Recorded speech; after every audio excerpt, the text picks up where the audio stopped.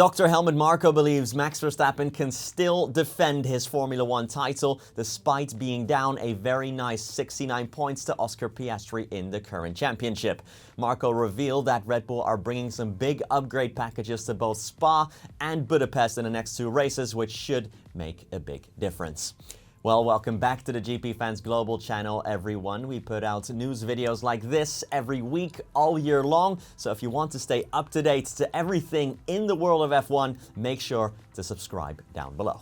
Verstappen has taken 2 wins so far this year, but has not been able to make a fist against the dominant McLarens. While in 2024 he had a big enough lead to Lando Norris to keep the Brits at bay in the second half of the season, the papaya orange cars have won 9 of the 12 Grand Prix so far in 2025. Still, Marko believes Verstappen can come back.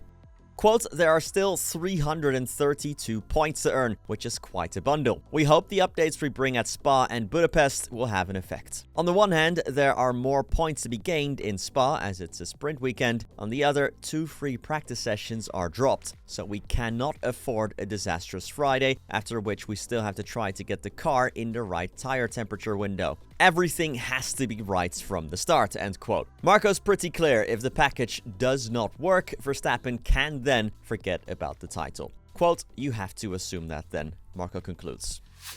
McLaren team principal Andrea Stella says he will meet with the FIA as he believes it's an issue that drivers feel that they can no longer speak out after certain incidents. Oscar Piastri was the latest example of this, refusing to comment after the British Grand Prix on his 10-second penalty, which he got behind the safety car. Piastri stated that if he said anything about his penalty, he'd be, quote, banned for the rest of the year, referring to this year's new swearing regulations. In Austria, Verstappen explained that everything can be interpreted as criticism towards the organization, so it's better for drivers to not say anything just in case. Stella doesn't like this state of affairs and will take on the FIA to see if a solution can be found.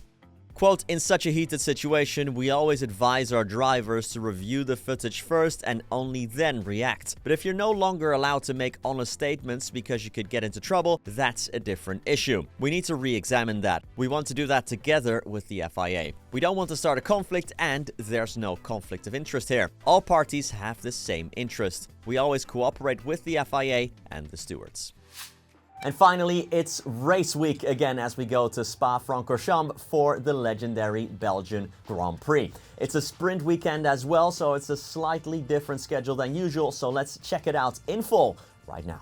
As Dr. Marko pointed out, just one practice session this weekend, which starts at 11:30 a.m. UK time on Friday or 6:30 a.m. Eastern if you're in the USA. Sprint qualifying is next, starting just 3 hours after FP1 ends, so 3:30 p.m. UK time or 10:30 a.m. Eastern. Saturday, everything's half an hour earlier. The sprint race starts at 11 a.m. UK time or 6 a.m. Eastern, followed by qualifying at 3 p.m. or 10 a.m. Eastern. Finally, on Sunday the 27th, the Belgian Grand Prix is at 2 p.m. UK time or 9 a.m. Eastern if you're in America.